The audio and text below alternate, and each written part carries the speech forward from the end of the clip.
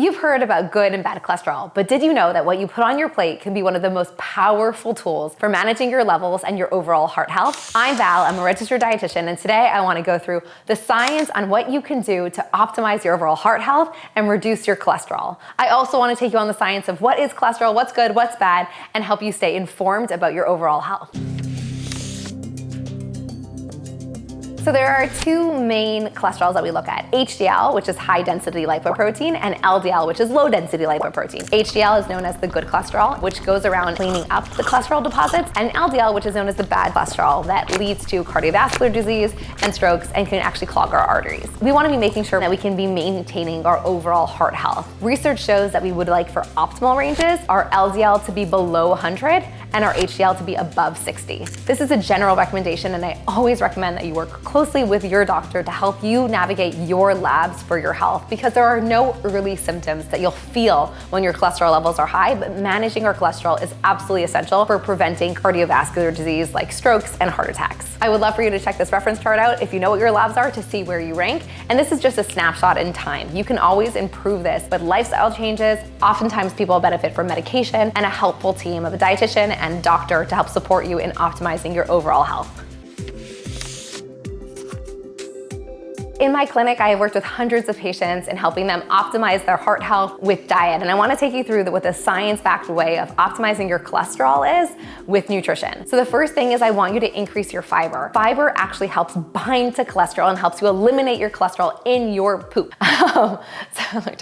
Soluble fiber can actually bind to cholesterol in the form of bile, and you can actually eliminate cholesterol in your poop. So that is huge. So the first thing we want to do is get all the bad cholesterol out of our body, and then we also want to be helping build HDL cholesterol, so the good cholesterol. The other way is actually avocados, one of my favorite foods. A study in 2022 showed that people that add in avocados to their day every single day had significant improvements in their heart health. The other thing is I want you to add in home-cooked meals. When you're eating at a restaurant, oftentimes it's higher in saturated fat and it can be higher in trans fats. Those are the fats that we really want to be staying away from. When oil is heated and reheated, it actually can turn into a trans fat. And saturated fat are the fats that are actually solid at room temperature. So say think butter, think about like the marbling on a steak. That is the most dangerous fat for our overall body. So cooking at home, you get to control the lean proteins that you're consuming. And in general, I always recommend for people to become mindful and reduce their portions of red meat in general, because that is linked to worsened heart health. To improve our overall heart health, we want to be adding in omega-3s. So we can get that from walnuts, chia seeds, flax seeds, and fatty fishes. And adding those in on a daily cadence is great for our brain health, but also incredible for our overall heart health. Mindful protein choices can be really helpful as well. Trimming your steaks or trimming off the fat can make a huge impact, and also choosing baking, broiling, sauteing, or boiling rather than frying. I also always encourage people to reduce processed meats, thinking about bacon and sausages and things that are high in nitrates, because that's not necessarily good for our heart health either. Plant-forward eating is a game changer for overall heart health. So loading up your plate with fresh fruits and veggies to get more fiber, more antioxidants can reduce inflammation, but it can also help with our overall heart health. There are some different dietary patterns like DASH, which is dietary approaches to stopping hypertension, that has been well studied, that shows adding in more fruits, adding more vegetables, prioritizing lean proteins and low-fat dairy sources can be overall helpful for your way of eating. The way I like to think about this is by starting to build your plate with 2 cups and 2 colors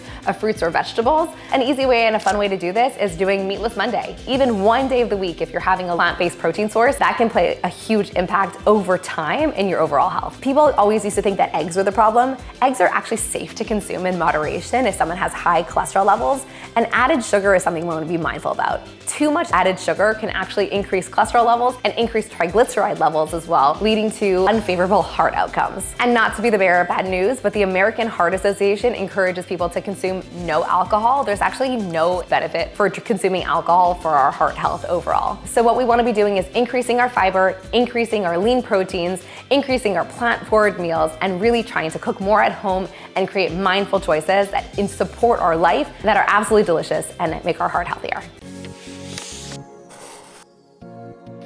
So So let's go beyond the plate. Our heart is a muscle, and we want to keep that muscle really healthy. The research shows that 150 minutes of cardiovascular exercise can improve our heart health and can also increase that helpful HDL cholesterol. Smoking can significantly increase cholesterol and increase heart disease, so it's a good idea to quit smoking. Even small amounts of weight loss of 5 or 10% of someone's body weight, just even 5%, can improve cholesterol levels, triglyceride levels, and overall heart health. So small changes add up to having huge results. So don't be discouraged. There's a lot of little things you can do to improve your overall heart health. Prioritizing sleep, especially good quality sleep, can be a game changer for our overall heart health. Oftentimes people that have uncontrolled hypertension, that's a good sign that you might have sleep apnea. So I'd recommend you double check how your sleep is doing with a board certified sleep physician or ask your primary care doctor. The last thing is stress management. Just even a few deep breaths and a little bit of guided meditation or reading a book or slowing down can be really important to help your heart get in that rest and digest state and overall improve your heart health. A lot of people have genetic predispositions towards increasing cholesterol levels, and there's more and more studies that are coming out with how much this risk is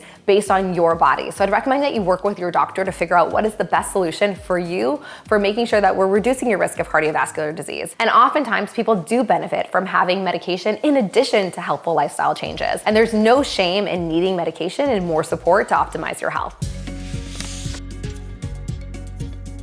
Let's talk about popular supplements and alternate remedies. And this is crucial. You must talk to your healthcare provider before starting these and definitely get help. This is helpful for educational purposes, but supplementation, nutrition, and medication should always be customized to you based on your heart, based on your labs. But here are some of that research shows. Psyllium Fiber is one of my favorites and the safest to take because it actually is an increased fiber. It's a soluble fiber that can help reduce your LDL cholesterol. Another really helpful supplement that I recommend with my clients, and again, not all supplements are created equal, so we want to be getting them from reputable sources and working with a team, is omega-3 fatty acids. Omega-3 fatty acids can be helpful for increasing our HDL cholesterol levels and reducing systemic inflammation that can increase risk of heart disease. Coenzyme Q10 can be very helpful if someone's on a statin because it can create a deficiency, and it also may be beneficial with lowering cholesterol levels and increasing HDL cholesterol levels. And again, Coenzyme Q10 does not replace medication. These are just can be things to be thinking about and talking to your doctor and dietitian about. Plant sterols might improve cholesterol levels, and niacin, which is a B vitamin, has been linked with higher HDL levels, but has not produced results that show that it improves overall cardiovascular health. So questions that you should be asking your doctor is, what are your levels? What is your HDL? What is your LDL? What is your hypertension numbers? You should be getting informed about your numbers so you can make empowered choices. I always like to start from a food perspective and from a food first environment of adding in more fiber, adding in more nutrition, removing those saturated fats and trans fats that can be really affecting our overall heart health.